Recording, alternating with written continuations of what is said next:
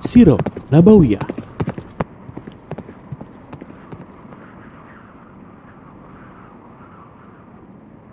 Bismillahirrahmanirrahim. Alhamdulillah wassalatu wassalamu ala Rasulillah wa ala alihi wa ashabihi wa man wala. Amma ba'du. Para pemirsa yang saya cintai karena Allah Subhanahu wa taala, insyaallah kita lanjutkan pembahasan fiqhus sirah dengan rujukan kitab utama yang kita baca, Fiqhus Sirah yang disusun oleh Profesor Dr. Zaid bin Abdul Karim Al-Zaid. Kita masih dalam pembahasan yang keempat, yaitu tentang masa menyusui Nabi Shallallahu Alaihi Wasallam. Pada pertemuan sebelumnya telah kita sebutkan beberapa faidah dari kisah menyusui Nabi Shallallahu Alaihi Wasallam yang telah kita sebutkan, yaitu bahwa beliau dikirim untuk disusui ke pedesaan, lalu disusui oleh Halimah As-Sa'diyah, dan di situ mengandung faedah ini sebagaimana kebiasaan orang-orang Mekah saat itu. Mereka mengirim anak-anak mereka untuk disusui di pedesaan-pedesaan itu dalam rangka menghindari polusi yang ada di kota-kota, sehingga anak-anaknya menghirup udara segar, mereka lebih sehat, lebih fresh pikirannya, sebagaimana dimaklumi kalau kota Mekah itu banyak dikunjungi oleh manusia dari berbagai pelosok, dan ini sangat berpengaruh kepada budaya, kepada adat istiadat. Kenapa? Karena ada polusi, ada kontaminasi dari budaya-budaya yang lain, sehingga mereka menjadi kurang terjaga. Kesehatannya juga, adat istiadatnya, mentalnya juga menjadi berbeda. Berbeda halnya dengan dikirim ke pedesaan yang masih asri, masih murni. Mereka masih memegang adat-adat yang baik, karena tidak ada infiltrasi budaya dari luar. Kemudian yang telah kita sebutkan juga dari kisah tersebut bahwa orang-orang jahiliyah saat itu sangat perhatian terhadap bahasa Arab, karena dalam rangka itu mereka mengirim anak-anak mereka untuk disusui di pedesaan itu, diantaranya juga untuk menjaga lidah mereka dari kesalahan-kesalahan berbahasa. Karena di kota bahasanya banyak yang terganggu, banyak bahasa-bahasa campuran, karena banyak yang datang dari luar kota tersebut, sehingga ditempatkan di pedesaan sejak kecil, mereka menjadi terjaga bahasanya. Sekaligus ini juga menjadi pelajaran bagi kita bahwa perhatian kepada bahasa Arab itu bukan hak mereka saja, bukan menjadi kewajiban mereka, tapi juga justru menjadi kewajiban kita kaum muslimin untuk menjaga bahasa Arab. Oleh karena ada nilai lebih bagi kita, bukan sekedar pintar berbahasa, terjaga bahasa, akan tetapi kita tahu bahwa bahasa Arab itu adalah bahasa Al-Quran, bahasa As-Sunnah, juga bahasa turas, peninggalan-peninggalan para ulama dari kitab-kitabnya yang menjelaskan tentang agama ini tidak lepas dari bahasa Arab ini. Sehingga jika kita belajar dan menjaga bahasa Arab untuk diri kita dan anak-anak kita, maka ini menjadi jembatan kita untuk memahami Al-Quran, As-Sunnah, dan peninggalan para ulama dahulu. Dan makanya tidak heran yang sudah kita sebutkan juga bahwa para ulama mewanti-wanti agar mempelajari bahasa Arab ini sebagai bagian dari agama kita. Kemudian faedah berikutnya yang akan kita sebutkan pada pertemuan kali ini, insyaallah ta'ala, faedah yang ketiganya yang disebutkan oleh muallif. Beliau mengatakan, sya'allah subhanahu wa ta'ala alla yatayassara li Halimah radhiyallahu anha tiflun turdi'uhu. Allah subhanahu wa ta'ala berkehendak tidak memberi kemudahan kepada Halimah untuk mendapatkan anak yang hendak dia susui. Ketika dia datang ke Mekah, kawan-kawan yang lain, ibu-ibu yang lain yang datang dari Bani Sa'ad, Bani Sa'diyah, mereka sudah mendapatkan anak-anak untuk disusui, sedangkan Halimah belum juga mendapatkan. Lalu ketika Halimah As-Sa'diyah bermaksud untuk pulang, keluar dari Mekah, adat li ahdi Muhammad, dia kembali lagi ke Mekah untuk ngambil Nabi Muhammad SAW yang sebelumnya dia tolak. Kenapa ditolak? Karena Muhammad ini anak yatim, maka dia khawatir sebagaimana ibu-ibu yang lain juga, kalau yang diambil ini adalah anak yatim, maka nanti jasa yang mereka dapatkan, pembayarannya menjadi kurang, ya, karena ini sudah tidak punya bapak. Tapi karena dia tidak juga dapat anak yang hendak disusui, ketika sebelum pulang dia kembali lagi, masuk lagi ke kota Mekah, ya udah tidak apa-apa, saya ambil saja Muhammad ini. Dia ambil dalam keadaan seolah terpaksa, daripada tidak ada, udah Muhammad aja ini yang diambil. Ternyata ketika sudah diambil, dia merasakan keberkahan dari Muhammad SAW tersebut, dan dia melihat maslahatnya lebih besar. Bahkan dia ketika sudah 2 tahun disusui oleh dia juga masih ingin mempertahankan supaya Nabi Muhammad ini tetap tinggal bersama Halimah di kampungnya, dan dia meminta kepada Aminah, kepada ibunda Nabi SAW, untuk kembali lagi membawa Nabi Muhammad ini ke kampungnya. Padahal Nabi SAW ini sebelumnya ditolak oleh banyak ibu-ibu, semuanya menolak, tidak mau membawa Nabi Muhammad menjadi anak susunya. Termasuk juga Halimah As-Sa'diyah awalnya menolak, tapi kemudian terpaksa dia ambil. Ternyata dia dapatkan keberkahan yang luar biasa dengan adanya Nabi Muhammad SAW. Maka ini sebuah pelajaran yang penting bagi kita, bahwa terkadang kita menginginkan sesuatu, ternyata sesuatu itu buruk bagi kita. Atau sebaliknya, kita menghindari sesuatu, kita merasa apa yang ada di depan kita itu adalah sebuah keburukan, tapi kita tidak tahu apa yang tersembunyi di balik semua itu dari kebaikan-kebaikan. Dan ini bukan sekali 2 kali kita menghadapi permasalahan seperti itu. Ini sebagaimana firman Allah Taala, fasa antakrahu syai'an wa yaj'alallahu fihi khairan katsira, dalam surat An-Nisa. Bisa jadi kamu membenci suatu perkara, padahal ternyata dalam perkara tersebut terdapat kebaikan yang banyak. Walaupun ayat ini dalam siaknya itu terkait dengan perintah kepada kita untuk bersabar ketika menghadapi istri, menghadapi keburukan yang terjadi di rumah tangga. Wa ashiruhunna bil ma'ruf, perlakukanlah, bergaulah dengan istri kamu itu dengan cara ma'ruf. Bisa jadi ketika kita bergaul dengan istri terdapat hal yang menjengkelkan yang terjadi pada istri kita, dari sikapnya, dari kata-katanya. Kita diperintah untuk bersabar, jangan gampang berlaku keras, apalagi gampang menceraikan, mengeluarkan kata tolak. Tapi ingatlah kata Allah Subhanahu wa Ta'ala, bisa jadi kamu membenci suatu perkara, padahal ternyata di balik perkara itu adalah kebaikan. Kita pertahankan, kita jaga, kita bersabar dengan sikap istri kita.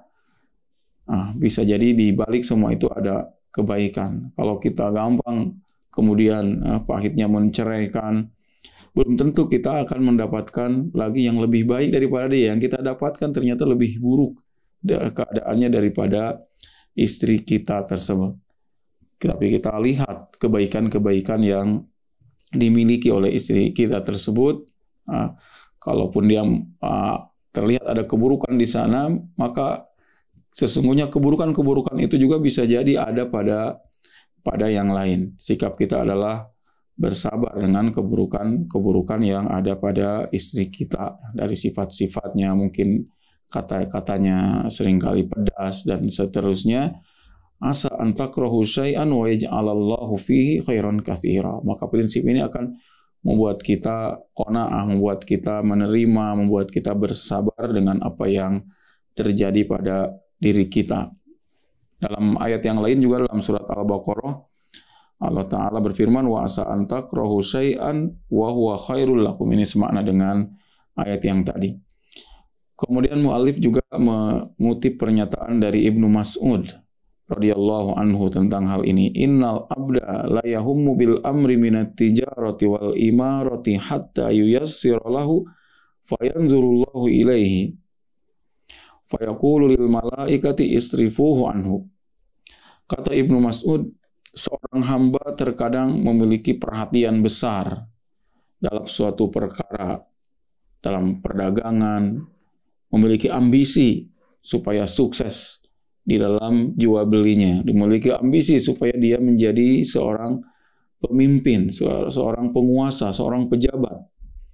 Lalu dia dimudahkan oleh Allah untuk mendapatkan apa yang diinginkannya tersebut. Dia menjadi pejabat, dia menjadi pedagang yang sukses.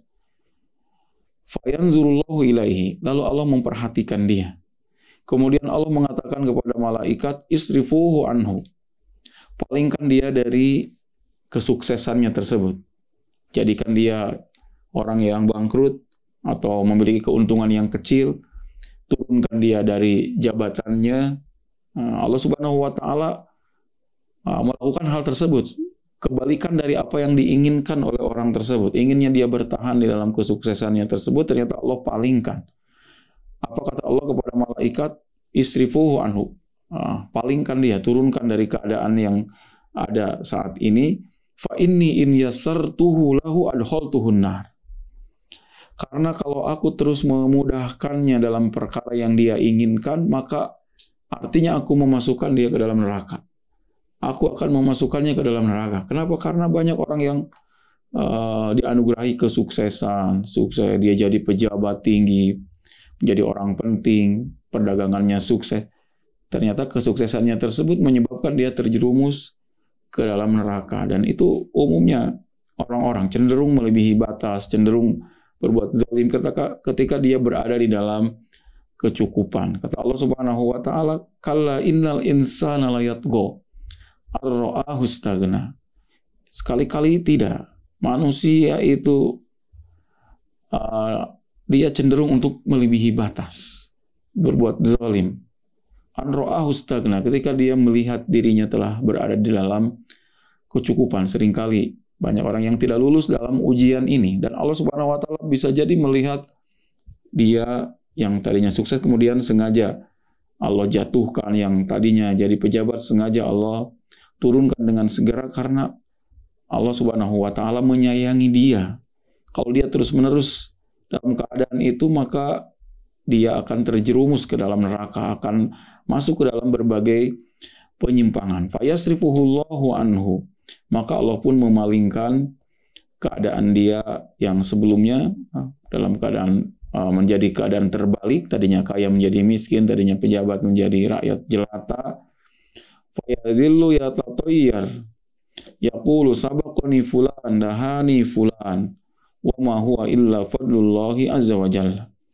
Tapi orangnya, padahal Allah berkehendak untuk memberi dia kebaikan dengan cara itu supaya dia tidak terjerumus ke dalam neraka. Orangnya sendiri dengan keadaan itu seringkali merasa sial. Saya sudah dikalahkan oleh si fulan. Saya sudah ditimpa berbagai kesulitan, dikalahkan, disingkirkan oleh si fulan. Dia merasa sengsara hidupnya, merasa sedih dengan keadaan yang dia hadapi saat ini. Dia tidak tahu bahwa Allah Subhanahu wa Ta'ala sengaja memberi hal tersebut dalam rangka menyelamatkan dia dari api neraka. Nah, ini penjelasan dari ayat yang tadi. Bisa jadi kamu membenci sesuatu padahal ternyata sesuatu itu adalah kebaikan bagi kamu. Wa min lutfillahi bi ibadihi annahu yuqaddiru arzaqahum bihasbi ilmihi bi maslahatihim la bihasbi muradihim. Merupakan kelembutan Allah tabaraka wa taala, kasih sayang Allah tabaraka wa taala, bahwa Allah itu menakdirkan rizki tiap manusia sesuai dengan pengetahuan Allah terhadap apa yang maslahat bagi mereka. Bukan memberi mereka sesuai dengan keinginan mereka. Tapi Allah memberi sesuai dengan apa yang maslahat. Bukan sesuai dengan apa yang diinginkan oleh mereka. Faqad yuriduna syai'an wa ghairuhu aslah fayuqaddiru lahumul aslah. Terkadang mereka melihat sesuatu itu sebagai sebuah kebaikan, lalu mereka kejar-kejar. Tapi Allah melihat hal yang lainnya justru lebih baik bagi dia, maka Allah takdirkan apa yang lebih baik bagi dia tersebut, tidak sesuai dengan apa yang dia inginkan. Walaupun mereka membencinya, tapi Allah menakdirkannya karena kasih sayang Allah tabaraka wa taala, lutfan bihim wa birran wa ihsana. Maka ini pelajaran penting dari apa yang terjadi pada Halimah As-Sa'diyah, bagaimana awalnya dia mengelak, menghindar dari mengambil Nabi Muhammad Sallallahu Alaihi Wasallam untuk disusui karena melihat ini tidak mungkin saya mendapat keberuntungan dengan mengambil Muhammad ini. Ternyata Allah Subhanahu Wa Taala memberikan berbagai kebaikan melalui Nabi Muhammad Sallallahu Alaihi Wasallam. Fakam min amrin nas'a ilaihi jahidina wa huwa yasrifu anna. Betapa banyak kita sering sekali berusaha mendapatkan suatu perkara, sedangkan perkara itu justru menjauh dari kita. Wal khairu fi sarfihi. Dan ternyata kebaikan justru ada pada hal tersebut. Ketika dia berpaling, ketika kita tidak berhasil mendapatkannya, justru itulah kebaikan yang Allah inginkan untuk kita. Tanpa kita sadari ada kebaikan, dan mungkin disadarinya setelah berapa tahun kemudian, 10 tahun, 20 tahun kemudian, atau disadarinya nanti ketika bertemu dengan Allah Subhanahu wa Ta'ala di akhirat. Maka dengan kesadaran hal tersebut, kita akan senantiasa bersabar, ridho dengan apa yang Allah selenggarakan untuk kita semua. Tidak akan uring-uringan. Mungkin kita marah sebagai suatu tabiat, kita benci, kita tidak suka dengan nasib kita, akan tetapi ini tidak boleh berlanjut. Kita segera sadar bahwa semua ini adalah kehendak Allah Subhanahu wa Ta'ala. Bagaimana cara kita menyikapi semua itu sehingga benar-benar menjadi kebaikan bagi kita semua. Ini faedah yang ketiga yang disebutkan oleh muallif. Kemudian faedah yang keempat, qauli man qala inna suqya billah bisababi itaqihi li Suwaibah lamma basyarathu bi maulidi Muhammadin sallallahu alaihi wasallam. Ini faidah ketika yang sudah kita sebutkan juga bahwa Abu Lahab diberi minum setelah matinya, di tengah penyiksaan-penyiksaan Allah Subhanahu wa Ta'ala terhadapnya, ada waktu tertentu yang dia diberi minum, istirahat dari siksaan tersebut, diberi minum oleh Allah Tabaraka wa Ta'ala. Ini sebagai balasan atas kebaikan dia yang pernah membebaskan Suwaibah, hamba sahaya dia, karena sangat senangnya dia mendengar Nabi Muhammad SAW lahir. Dan yang mengabari kelahiran Muhammad adalah Suwaibah. Maka Abu Lahab membebaskan Suwaibah. Dari sini terdapat pelajaran yang penting. Ma fihi isyarah ila makanati mahabbatin Nabi sallallahu alaihi wasallam. Yaitu betapa agungnya kedudukan mencintai Nabi Muhammad sallallahu alaihi wasallam. Wa innahu Abi Lahab lirrasuli yauma wulida ja'alahu yusqa. Senangnya Abu Lahab, cintanya Abu Lahab ketika Nabi Muhammad lahir, menjadikannya diberi minum oleh Allah Tabaraka wa Ta'ala. Padahal Abu Lahab seorang musyrik. Dia mati dalam kesyirikan dan matinya dalam keadaan memusuhi Nabi Shallallahu Alaihi Wasallam. Tapi mendapatkan dispensasi sejenak, diberi minum terlebih dahulu. Nah, kalau ini sahih, ya, tadi disebutkan oleh mu'alif ala qauli man qala, karena ada yang berpandangan juga tidak seperti itu. Nah, kalau benar keadaan Abu Lahab itu seperti itu, ini jadi pelajaran penting bagaimana cinta seseorang kepada Nabi Muhammad itu memberi efek baik, walaupun tentunya kita meyakini kalau dia mati dalam kesyirikan, tidak mungkin dia selamat dari neraka. Hadiah dari Allah Tabaraka wa Ta'ala tersebut, ganjaran dari Allah Tabaraka wa Ta'ala kepada orang yang pernah mencintai Nabi Muhammad SAW, tidak mungkin dengan dikeluarkannya dia dari neraka kalau dia matinya dalam keadaan kufur. Paling juga diringankan siksanya, ini sesuatu yang memungkinkan. Dan diringankannya untuk Abu Lahab ini hanya sejenak, dengan diberi minum, kemudian dia lanjut siksaan demi siksaan dia rasakan. Ada sejenak diberi minum oleh Allah Tabaraka wa Ta'ala.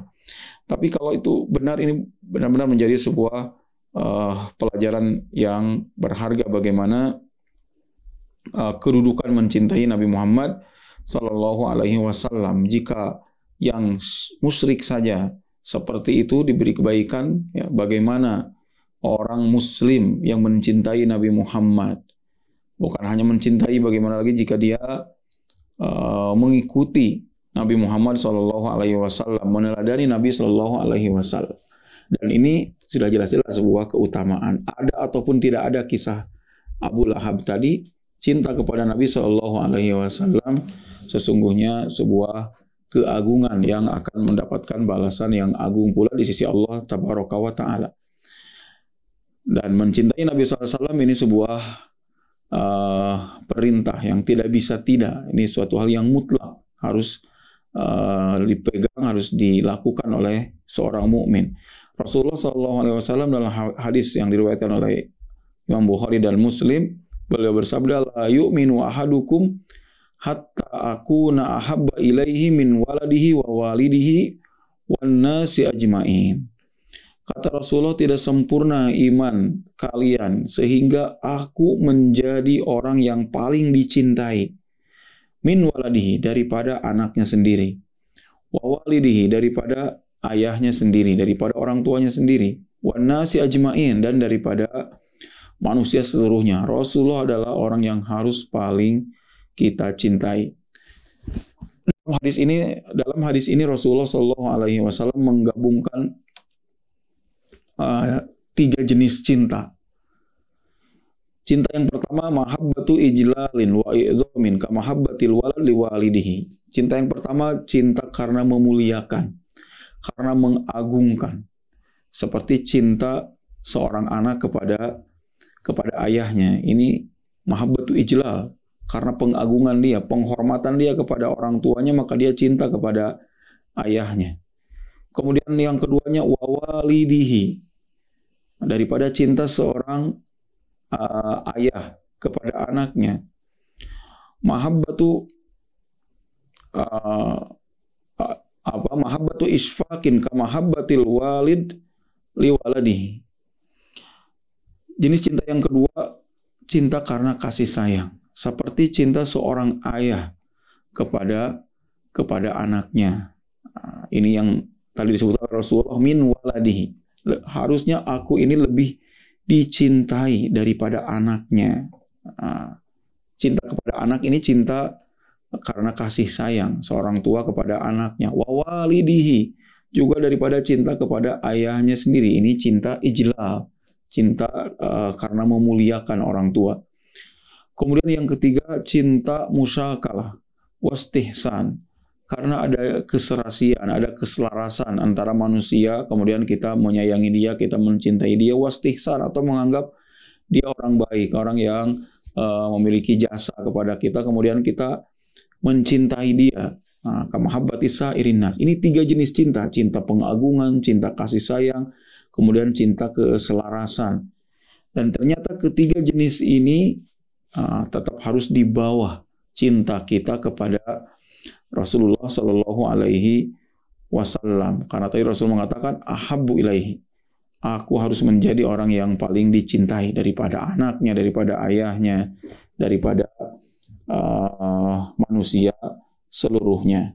Tentu kita berdoa kepada Allah Subhanahu Wa Taala Allahumma inni uhibbu rasulak. Ya Allah, aku mencintai Rasulmu. Wa as'aluka an tuwaffiqani liktifai athari. Dan aku memohon kepadamu agar engkau memberi taufik kepadaku agar senantiasa mengikuti jejak-jejak Rasulullah sallallahu alaihi wasallam wattiba'i sunnati, dan kita mengikuti sunnah Rasulullah sallallahu alaihi wasallam, wa anta ja'alani mimman yuhsyaru tahta liwa'ihi yaumal qiyamah, dan aku memohon kepadamu agar engkau menjadikan aku orang yang dikumpulkan di bawah bendera Nabi Muhammad SAW pada hari kiamat, termasuk juga orang tuaku, keturunanku, dan orang-orang Islam semuanya. Nah, ini sangat layak kita berdoa dengan doa seperti ini yang dicantumkan oleh penyusun kitab ini. Kita juga senantiasa berdoa seperti ini, kita menyatakan kecintaan kita kepada Rasulullah Sallallahu Alaihi Wasallam, dan kita memohon taufik kepada Allah Taala agar kita senantiasa cinta kepada beliau dan senantiasa mengikuti sunnah-sunnah Rasulullah, lalu nanti di akhirat menjadi orang yang dikumpulkan bersama beliau. Kemudian yang terakhir yang disebutkan oleh mu'alif dari faidah kisah menyusui Nabi Sallallahu Alaihi Wasallam, kisah pada masa menyusui Nabi Sallallahu Alaihi Wasallam. Yang kelima ini dikatakan oleh Syekh Abdurrahman As-Siqilli. Beliau mengatakan likulli insanin min ismihi nasib. Hadza fil ashas wa kadzalika fi ghairiha. Kata beliau bahwa setiap manusia itu memiliki jatah kebaikan dari namanya. Ketika diberi nama yang baik, maka dia mendapatkan bagian kebaikan sesuai makna dari namanya tersebut. Ini berlaku pada nama manusia juga pada nama-nama yang lainnya. Maka kita harus berhati-hati dalam memberi nama. Nama anak kita jangan sampai mengandung makna keburukan. Nanti anaknya mendapatkan bagian dari makna nama tersebut. Nama Rasulullah Shallallahu Alaihi Wasallam Muhammad, orang yang terpuji. Maka Nabi Shallallahu Alaihi Wasallam betul sesuai dengan namanya. Dia terpuji di sisi Allah, terpuji di sisi malaikatnya, dan terpuji di antara kaum muslimin, di antara umat semuanya. Semua penduduk bumi ini memuji Nabi Muhammad Shallallahu Alaihi Wasallam. Ini terkait dengan nama beliau. Dan Allah Subhanahu Wa Taala, subhanallah, Allah Subhanahu Wa Taala menyiapkan untuk beliau nama-nama yang baik maknanya dari sejak kelahirannya. Allah Subhanahu Wa Taala menjadikan kelahiran Nabi Shallallahu Alaihi Wasallam pada bulan Rabiul Awwal. Rabiul Awwal maknanya adalah musim semi yang pertama. Kata mu'alif, wa fi dzalika isyaratun 'azimah ilal istibsyari bibtida'i ni'amil Maula Subhanahu wa Ta'ala. Seolah-olah dengan kelahiran Nabi Shallallahu Alaihi Wasallam ini menjadi isyarat yang agung tentang kabar gembira akan datangnya nikmat Allah Subhanahu wa Ta'ala. Sebagai kelahirannya itu sebagai permulaan kabar gembira dari Allah Tabaraka wa Ta'ala. Oleh karena kelahiran Nabi SAW seolah musim semi yang pertama. Beliau lahir pada bulan Rabiul Awal, musim semi yang pertama. Seolah-olah kelahiran beliau juga adalah musim semi yang pertama, sebagai awal mula turunnya ke berbagai kegembiraan dari Allah Tabaraka wa Ta'ala untuk kita semua, dengan lahirnya manusia yang berkah Muhammad Sallallahu Alaihi Wasallam. Kita lihat juga yang berhubungan dengan masa kelahiran dan menyusui Nabi Sallallahu Alaihi Wasallam, nama-namanya mendukung kebaikan semua. Ada Aminah, ibunya adalah Aminah. Kemudian yang membantu kelahirannya, bidannya adalah Asy-Syifa, kesembuhan. Ummu Abdurrahman bin Auf, ibunya dari Ibu Abdurrahman bin Auf. Lalu yang mengasuh beliau adalah Barokah Al-Habasyiyah, namanya adalah Barokah. Yang menyusui beliau adalah pertama Suwaibah, kemudian yang kedua Halimah As-Sa'diyah. Semuanya nama-nama yang baik semua. Dikatakan oleh Asy-Syami, wa yanaqidu fi silki hadzal nizam ma hayya Allah taala lahu min asma'i murabbih, dan terjalin dalam rangkaian sistem ini bahwa Allah Subhanahu wa taala menyiapkan bagi Nabi Muhammad sallallahu alaihi wasallam melalui nama-nama para pengasuhnya. Ibunya Aminah, yang menjadi bidannya Asy-Syifa. Aminah, di dalamnya terkandung makna keamanan. Rasulullah lahir dalam kondisi yang aman, sentosa. Kemudian dalam keadaan Asy-Syifa, dalam keadaan kesembuhan. Yang menjadi bidannya adalah Asy-Syifa, ibunya Abdurrahman bin Auf. Kemudian yang menjadi pengasuhnya Barokah Al-Habasyiyah. Ini nama-nama yang baik semua. Barokah artinya tumbuh kebaikan, tetapnya kebaikan pada Nabi Muhammad SAW. Kemudian yang menyusuinya ada Suwaibah, bermakna pahala, ganjaran yang agung. Kemudian Halimah As-Sa'diyah bermakna al-hilm, kesabaran, dan ini makna yang baik yang mengitari Nabi SAW. Halimah berasal dari suku Bani Sa'ad. As-Sa'ad adalah sebuah kegembiraan. Jadi ini Allah Subhanahu wa taala subhanallah menyiapkan bagi Nabi SAW sambutan-sambutan yang indah melalui nama-nama para pengasuhnya, nama tempat disusuinya, semuanya nama-nama yang baik. Maka tidak salah kalau tadi dikatakan likulli insanin minasmihi nasib, bahwa bagi manusia itu memiliki jatah kebaikan dari namanya. Ini sangat penting juga kita perhatikan. Tidak boleh kita memberi nama-nama yang buruk karena bisa mengandung keburukan juga bagi kita. Maka tidak heran dalam banyak hadis sahih bahwa Rasulullah SAW beberapa kali mengganti nama sahabat yang mengandung makna buruk, beliau ganti dengan nama yang baik. Ada seorang wanita yang ditanya oleh Nabi, siapa nama kamu? Namanya Asiyah. Asiyah artinya tentu orang wanita yang bermaksiat. Maka Rasulullah menggantinya, anti jamilah. Engkau seorang yang indah, engkau seorang yang cantik. Ganti namanya menjadi Jamilah dari Asiyah. Kenapa? Karena tidak boleh memberi nama itu mana yang mengandung pesimisme, yang mengandung kemaksiatan, yang akan membawa keburukan pada anak kita. Begitu juga memberi nama kampung, memberi nama sekolah, nama-nama yang lainnya kita sunnah Nabi SAW, kita beri nama-nama yang baik, nama-nama optimisme, nama yang mengandung doa kepada Allah Subhanahu wa taala agar yang diberi nama itu adalah orang-orang yang sesuai harapan kita, harapan baik pada anak-anak tersebut. Wallahu taala alam. Ini sejumlah faedah yang disebutkan oleh Profesor Dr. Zaid bin Abdul Karim Al-Zaid. Mudah-mudahan bermanfaat dan saya mohon maaf atas segala kekurangan. Aqulu qouli hadza wa astaghfirullah li wa lakum. Wassalamualaikum warahmatullahi wabarakatuh.